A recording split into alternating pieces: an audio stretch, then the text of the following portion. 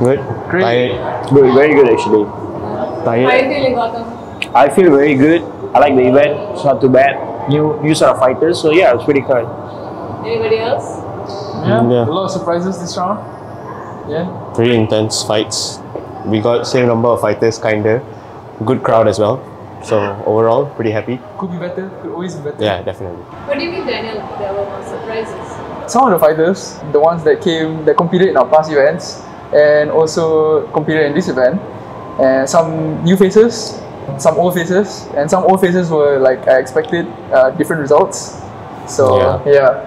We thought some of them would win because we saw them before, but then to see them get challenged now is pretty interesting. I think one of the fighters would be Samuel, right? Samuel against Grady. So basically, Samuel, Grady fought in the last two events that we had, and Samuel fought in our previous event. So Samuel did upkick Lee Kakit and also choke him out, and he won the fight. And That was MMA. And that was MMA. Whereas Grady fought in the previous two events and he knocked out the dude. So both decided to fight boxing this time, and with Samuel having the advantage, the height advantage and the reach advantage, him getting knocked out I think was very surprising to all of us. So that's something that we didn't really expect. Yep. Yeah. I feel like we did pretty good considering we had a shorter period of time to find new fighters and also just fighters in general compared to the last event. Last event we had a few months to sort it out. This event we had way lesser time and we still managed to get a good amount of fighters, So yeah, I'm quite satisfied with that. Hopefully we can bring more fighters for the next event as well. I think advertising wise, we also advertised a lot for this event this time. Because we saw what we could get last time. So this time, Instagram, TikTok, everything, we just kept advertising, and we got a lot of I think comeback from them. just to add on what Adi said, because we did a lot of social posting on TikTok. We just started our new TikTok, and as well as Go follow our TikTok. we started posting more reels and all that. So when it reached a certain number of audiences, it opened to a new whole set of audience. So fighters from various gyms who were not aware of our event, as well as fighters who are independent fighters without a club or gym, they came by to our event. So this event had a combination of fighters who competed in our previous event, as well as independent fighters, as in fighters who have never fought before, newly independent, and had probably not much training but also willing to test themselves. So that's the amount of fighters that we had, which is quite a lot. I was very impressed with today's event. So I would say in short, we had a balance of both independent fighters as well as trained fighters who have gyms and teams and whatsoever. So we talked about this earlier, but what challenges did you face during matchmaking? I think in terms of matchmaking, when you speak about independent fighters, they are not known to how actual fights work. They are not known to how matchmaking works, how a weight cut works, how preparation works and all that. So I think that was one of the challenges that I faced during this whole matchmaking or throughout the whole event. It's a bit challenging, but I think at the end of the day, I try to understand from their point of view. Being a newbie, not understanding anything, not having proper guidance from a gym, how am I able to help them, give them a confidence and pair them up here. So when I bring them over here, I don't pair an independent fighter against a trained fighter, because that will go one-sided. So which is why I paired an independent fighter versus another indie fighter, so it will go all 3 rounds and as well as to give us a good show as well. Yep. Who was your favorite fight from? Each one of you tell me your favorite fight from today. I would say I'd have 2. One would be Samuel and Grady. I feel like Grady's boxing is so underrated and he's actually so good at boxing. Like his movement was insane. It was really entertaining to watch.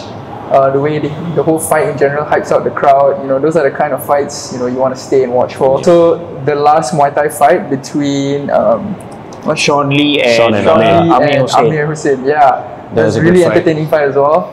So some high level Muay Thai there, Pretty balanced fight too, that one. Pretty equally skilled. I think for mine, I would say it'd be Gary and Teguh. Why I'm saying Gary and Teguh is because we've been playing Gary and Teguh for the last few events. So whenever we pair Gary and Teguh, it's either Gary has already have an opponent or Teguh is already competing elsewhere, either in Taiwan or elsewhere, which is why we find it very difficult to bring in Teguh. So this is the event where we finally got both of them together, and I would say they put out a so regardless whether it went the full distance or not, it actually brought in the whole crowd, everybody online and everybody that were present here. They actually enjoyed the fight. So I was very happy that that fight finally happened. Yeah, whether a rematch would happen or not, that's a different story. But the main part is that fight actually happened. The fight which was in the making for so long actually happened. So I'm very happy that it happened. Yeah. I hope it does though. The It's a rematch. really good fight. Yeah, it was a very high good fight. fight. Really good fight. At least it wasn't one-sided. It was It was a pretty balanced fight. It was a very balanced fight. Yeah. So you think you guys will ever do like professional matchups? For now, we are just doing our best with whatever we have. You know, whether however many fighters we can get in. You know, what's their record, blah blah blah.